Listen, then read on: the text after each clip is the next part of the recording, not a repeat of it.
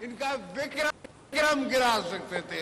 मगर दुआ करें कि ये हमारे चीफ ने, हमारे एयरफोर्स चीफ ने इन पे रहम किया थोड़ा सा, कि 4 दिन तुम्हारी टांगे नहीं खड़ी हो सकी। इतनी बड़ी इकोनॉमी, 10 गुना हमसे बड़ा मुल्क अपने आप को कहलाते हो। तो अल्लाह ने हमें मौका दिया कि हमने ऐसा चीफ बनाया फौज का, जिसने आंखों में आंखें डाल के हमारी गवर्नमेंट की सुपरविजन में इंडिया को ऐसा मुंह तोड़ जवाब दिया कि उनको पता पड़ गया कि ये खेड नहीं है। समझे, मोदी को पता पड़ गया कि ये मजाक नहीं है। सदर आसिफ अली ज़रदारी चयो आहे त हू भारत जा सभु जहाज़ किराए पे सघिया, पर हुननि थोरो रहम कयो। अगराई कई वई त फील्ड मार्शल टोटा चबाए छॾींदो। भारत पाण खे ॾहों ते वॾो मुल्क करार ॾे थो, पर हुननि जहिड़ो बहादुर फील्ड मार्शल किथां आणींदो। मोदी खे ख़बर पइजी वई त पाकिस्तान सां जंग मज़ाक ऐं ॿारनि ॾी रांदि आहे। विसारे छॾियो त मानी हूंदी गोली हूंदी। हू पाण गोलियूं हणंदा, पाण खे दुनिया जी वॾी मैशियत करार ॾींदड़ चइनि ॾींहंनि जी जंग न करे सघिया। कंहिं पाकिस्तान तरफ़ मेरी अक्सां ॾिठो त यादि रखे हिते ज़रदारी वेठल आहे। पीपी ऐं जियाला मौजूद आहिनि। जंग दौरान मिलिट्री सेक्रेटरी चयो त जंग शुरू थी चुकी आहे, बंकर में हलिया वञो। हुन जवाब ॾिनो त लीडर बंकर में न, मैदान में मरंदा आहिनि। भारत वॾी ताक़त आहे, पर पाकिस्तानी सदर वज़ीर आज़म आर्मी चीफ जहिड़ी दिलि ऐं गुर्दो किथां आणींदो। जेकॾहिं कंहिं ॿीहर जंग मड़ी त हू तयारु आहिनि। हिकु बेवकूफ़ 4 सालनि में समूरी दुनिया सां लाॻापनि खे ख़राब कयो। सियासी बहरान, मुआशी बहरान साथ साथ चलते हैं कि अगर हमने पाकिस्तान को इस सियासी बहरान से निकालना है ताकि हम मुआशी बहरान से निकाल सके, तो आज नहीं तो कल सियासी कुव्वतों को सियासी रास्ता निकालना पड़ेगा। एक किस्म की सियासी इंतहा पसंदी शुरू हो चुका है। तो कौन वो वाहिद शख्स है जो मुफाहमत का बादशाह है, जो पाकिस्तान को इस मुश्किल से निकाल सकता है? वो एक ही है, जनाब सदर आसिफ अली ज़रदारी साहब। पीपी चेयरमैन बिलावल भुट्टो ज़रदारी तरफ़ां सदर आसिफ अली ज़रदारी ज़रिए सियासी बहरान ख़त्म करण जी आच। संदसि चवणु आहे त मुफ़ाहमत जो बादशाह सदर आसिफ अली ज़रदारी मुल्क मां सियासी बहरान ख़त्म करे सघे थो। मुआशी बहरान जे ख़ात्मे लाइ सियासी बहरान ख़त्म ऐं इंतहा पसंदी छॾणी पवंदी। 9 मई जहिड़ा हमला सियासी दायरे में न थींदा आहिनि। सियासत खे वापसि सियासत जे दायरे में आणणो पवंदो। सियासी बहरान जे ख़ात्मे लाइ अॼु न त सुभाणे ॻाल्हियूं करणियूं पवंदियूं। सदर आसिफ अली ज़रदारी बेनज़ीर भुट्टो जी शहादत खां पोइ पाकिस्तान खपे जो नारो हणी वफ़ाक़ जमहूरियत ऐं कारकुननि खे बचायो ऐं आमिर खे भॼायो। वफ़ाक़ खे मुआशी मसइला आहिनि त सूबनि खे बेअख़्तियार करण बदिरां वधीक ताक़तवर बणायो वञे। मुआशी बहरान जे ख़ात्मे लाइ टैक्स ओगारी जी ज़िमेवारी सूबनि खे ॾियणी पवंदी। हेस्को, सेवको ऐं ॿियनि इदारनि खे बि सूबाई हुकूमतुनि हवाले कयो वञे। सूबनि ऐं वफ़ाक़ खे गॾिजी मुआशी चैलेंजिस जो मुक़ाबिलो करणु घुर्जे। आम माण्हू हद खां वधीक ख़र्चनि खे मुंहुं ॾेई रहिया आहिनि। आम माण्हुनि वटि पैसा घटि, ज़रूरत वधीक आहे। सिंध जे NICVD जो मुक़ाबिलो दुनिया सां आहे। सिंध जी अस्पतालुनि में 50 सैकड़ो मरीज़ ॿियनि सूबनि मां ईंदा आहिनि। हाल में जो पाकिस्तान का जो आपका सबसे बड़ा कामयाबी है वो ये कि मई के महीने में हमारा अफवाज ने, हमारा एयरफोर्स ने, हमारा नेवी ने, पाकिस्तान बहैसियत कौम ने भारत को शिकस्त दिलवाया जंग के मैदान में। वो हमारा मुल्क का फील्ड मार्शल साहब का नाम सुनते ही भारत का मोदी छुप ही जाता है, गायब हो जाता है। दुनिया के बड़े बड़े फोरम्स पे मई के चंद दिनों के रात के बाद वो भारत का वजीर आजम गायब हो चुका। पीपी चेयरमैन बिलावल भुट्टो ज़रदारी भारत के जंग में शिकस्त के साल जी सभ खां वॾी कामयाबी करार ॾेई छॾियो। संदसि चवणु आहे त भारत अञा ताईं पंहिंजी शिकस्त हज़म न करे सघियो आहे। फील्ड मार्शल आसिम मुनीर जो नालो ॿुधी भारतीय वज़ीर आज़म नरेंद्र मोदी लिकी वञे थो। भारत जी शिकस्त खां पोइ आलमी फोरम्स तां मोदी गुम थी चुको आहे। गड़ी ख़ुदाबख्श भुट्टो जी क़ुर्बानियुनि खां सवाइ भारत खे शिकस्त मुमकिन न बणिजे हा।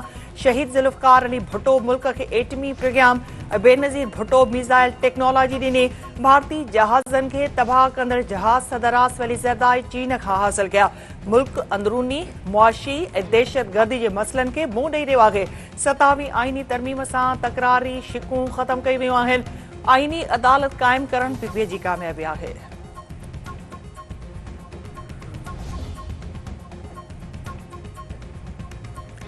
मुल्क इस्लामी दुनिया जी पहिरीं औरत वज़ीर आज़म शहीद राणी मोहतरमा बेनज़ीर भुट्टो जी 18वीं वरसीअ ते गड़ी ख़ुदाबख्श भुट्टो में अवामी समुंडु थिली पियो। सिंध समेत मुल्क जी कुंड कुर्छ में लखें माण्हुनि जी आमद। जलसे में शहीद राणी मोहतरमा बेनज़ीर भुट्टो लाइ दुआ। हर पासे जीए भुट्टो ऐं ज़िंदा है बीबी ज़िंदा जे नारनि जी गूंज। जज़्बाती मंज़र। मोहतरमा बेनज़ीर भुट्टो ने ये साबित कर दिखाया है कि वो किसी से कम नहीं है। जो आज ख़वातीन में जोश और जज्बा जो पैदा हुआ है मोहतरमा शहीद बेनज़ीर भुट्टो को देख के हुआ है। मोहतरमा बेनज़ीर भुट्टो जैसी तो कोई शख्सियत हो ही नहीं सकती। वो एक अजीम लीडर थी, एक मिसाली लीडर थी, जो जिनको मालूम था कि पाकिस्तान आएंगे तो उनको तबाह और बर्बाद कर जाएगा, ख़त्म कर दिया जाएगा। लेकिन वो फिर भी अपने अवाम की खातिर कराची आई और आके अपने अवाम के सामने पेश हुई। पाकिस्तान में इतना अमन लाया, हर चीज़ लाई, फिर भी वो शहीद हो गई। और ये वाहिद पार्टी है, पाकिस्तान पीपल पार्टी वाहिद पार्टी है जो शहीदों की पार्टी है। माण्हू सभु न सुहिणा, पखी सभु न हंज, कंहिं कंहिं माण्हूअ मंझि अचे बूई बहार जी। मोहतरमा बेनज़ीर भुट्टो जहिड़ो न कोई ॼायो आहे, न ॼमंदो, न कोई हुयो अहिड़ो। मोहतरमा बेनज़ीर भुट्टो हिकु त सिंध जी राणी हुई, हर दिल जी राणी हुई ऐं स्पेशली लेडीज़ जे लाइ हिकु आइडियल हुई। हिते ईंदड़ हर माण्हूअ जी दिलि में हिकु ॾुख आहे, हिकु ख़ाल आहे सिंध जो, जेको आउं सम्झां थी कॾहिं पुर न थी सघंदो। माण्हू पीपी चेयरमैन बिलावल भुट्टो ज़रदारी खे वज़ीर आज़म ॾिसण जा ख़्वाहिशमंद आहिनि। क़यादत जी सियासी बसीरत सबब सिंध आज़ाद कश्मीर ऐं बलोचिस्तान में पीपीए जी हुकूमत आहे। नैयर बुखारी के ज़मीन जे टुकड़े ते हुक्मरानी करण जो नालो सियासत नाहे। लखें किरोड़े दिलनि ते हुक्मरानी करण जो नालो बेनज़ीर भुट्टो आहे। इंशाअल्लाह बिलावल भुट्टो ज़रदारी मुल्क जो नओं वज़ीर आज़म थींदो। राजा परवेज़ अशरफ। बेनज़ीर भुट्टो सेखारियो त सख़्तियुनि बावजूद रियासत ते हमिलो न करणो आहे। कारगंद न पर अहिड़ी सियासत कयो जंहिंजो सभिनी खे फ़ाइदो मिले। शहीद राणी मोहतरमा बेनज़ीर भुट्टो बदतरीन आमरियत जो मुक़ाबिलो कयो। बेनज़ीर भुट्टो जेल भोगियो पर कॾहिं कंहिं सां शिकायत न कई। शहरी रहमान। पीपी चेयरमैन बिलावल भुट्टो ज़रदारी सदर आसिफ अली ज़रदारी जो सियासत में को बि मुक़ाबिलो नाहे। शहीद राणी बेनज़ीर भुट्टो आमिर ज़ियाउल हक़ ऐं परवेज़ मुशर्रफ सां मुक़ाबिलो कयो। वक़्त ऐं हालतुनि खे ॾिसी जदोजहद वधीक तेज़ करणी पवंदी। काइम अली शाह। पीपुल्स पार्टी कॾहिं बि ख़त्म न थींदी ऐं मुल्क जी हिफ़ाज़त कंदी। पीपी चेयरमैन बिलावल भुट्टो ज़रदारी मुल्क जो वज़ीर आज़म ज़रूर थींदो। निसार अमन खोड़ो। मुस्लिम लीग नून जे आला सतही वफ़द जी नएं देरे आमद। सदर आसिफ अली ज़रदारी पीपी चेयरमैन बिलावल भुट्टो ज़रदारी सां मुलाक़ात। फातिहा ख़्वानी अयाज़ सादिक जो चवणु आहे त मुल्क खे मज़बूत करण लाइ गॾिजी कमु करणो पवंदो। अदालतूं पंहिंजो कमु कंदियूं आहिनि। जेल मैन्युअल तहत सहूलियत मिलंदी आहे। डिघी इनिंग्स खेॾण जो इरादो आहे। मुल्की बहितरी लाइ कमु कयो वेंदो। राणा सनाउल्लाह जो चवणु आहे त तहरीक इंसाफ़ खे शुरू खां सियासी ॻाल्हियुनि ते यकीन नाहे। पीटीआई वारा ॻाल्हियूं कनि या न कनि, फ़ैसिलो संदन पंहिंजो आहे। आज मुस्लिम लीग नून का एक डेलीगेशन यहाँ पे मोहतरमा बेनज़ीर भुट्टो साहिबा शहीद साहिबा के दुआ के लिए आया और मैं भी इस डेलीगेशन के साथ आ गया। सबसे पहले तो सख्त मजम्मत करता हूँ, खास तौर पे जो मुल्क को बदनाम कर रहे हैं बाहर बैठे हुए उन लोगों की, और ये धमकियां दे रहे हैं, खोखली धमकियां जो दे रहे हैं, तो उसकी जहाँ तक मुझे पता है और आपने भी पता किया होगा कि बरतानिया की हुकूमत से पाकिस्तान में इसके बारे में उनकी जो एक्टिंग हाई कमिश्नर थे उनको बुला के गुजारिश भी किया है। वो एक्शन जो भी डिप्लोमेटिकली होता है वो करते हैं, लेकिन उन लोगों की इस खोखली धमकियों में मेरा नहीं ख्याल है। सिंध जे वॾे वज़ीर सैयद मुराद अली शाह जो चवणु आहे त तहरीक इंसाफ़ खे हिक शख़्स पोयां पंहिंजी सियासत तबाह न करणु घुर्जे। इदारनि ऐं शख़्सियतुनि खे धमकियूं मज़म्मत जोगियूं आहिनि। तहरीक इंसाफ़ वारा सिधे नमूने ॻाल्हाइण लाइ तयारु न आहिनि। पीटीआई ॻाल्हियूं बि चाहे थी ऐं बानी खे आज़ादु कराइण जी बि ख़्वाहिशमंद आहे। बरसाती ॿोॾि मुतासिरनि लाइ 11 लख घर ठही चुका आहिनि। वधीक 9 लख घरनि जी अॾावत कई वेंदी। शहीद राणी मोहतरमा बेनज़ीर भुट्टो जा क़ातिल मारिजी चुका आहिनि। स्टेट बैंक जी अॻूणी गवर्नर शमशाद अख्तर लाॾाणो करे वई। शमशाद अख्तर दिलि जे मर्ज़ सबबि दम धणी हवाले कयो।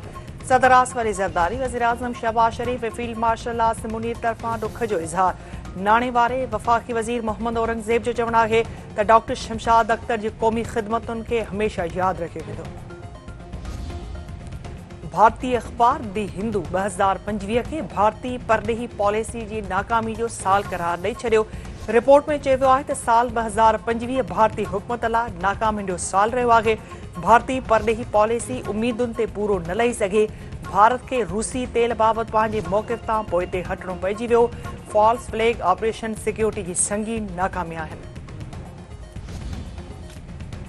पाकिस्तान तरफ़ां यमन में अमुन इस्तेहकाम लाइ सऊदी ऐं इमाराती कोशिशुनि जी हिमायत जो ऐलान। परॾेही ऑफिस जे तर्जुमान जो चवणु आहे त पाकिस्तान यमन में अमुन इस्तेहकाम जी कोशिशुनि जी हिमायत जारी रखंदो। अमुन लाइ सऊदी अरब ऐं गॾियल अरब इमारात जूं कोशिशूं साराह जोगियूं आहिनि। भिरिया रोड में रिटायर्ड कानून लागू कंदड़ एहलकार बेदर्दीअ सां क़तल। हथियारबंदनि पीरसन अब्दुल करीम उजण खे गोलियूं हणी क़तल करे छॾियो।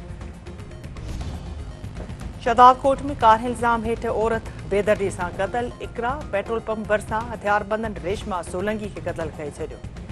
सुरीले रागी सरबंद सिंधी जे विछोड़े खे 29 वरह विहामी विया। मुख़्तलिफ़ धुरियुनि जे प्रियाले में संदसि मज़ार ते हाज़िरी, गुलनि जी वर्खा। संदसि जे मुख़्तलिफ़ शहरनि में बि तक़रीबूं। तस्वीरूं न अॻियां मेणबतियूं ॿारे भेटा। इंग्लैंड 14 सालनि खां पोइ ऑस्ट्रेलिया जी धरती ते टेस्ट मैच खटण में कामयाब। इंग्लिश टीम मेलबर्न टेस्ट में ऑस्ट्रेलिया खे 4 विकेटुनि तां शिकस्त ॾेई छॾी। ऑस्ट्रेलिया खे 5 मैचुनि जी सीरीज़ में 1 जी भेट में 3 मैचुनि जी फ़ैसिलाती सरसी।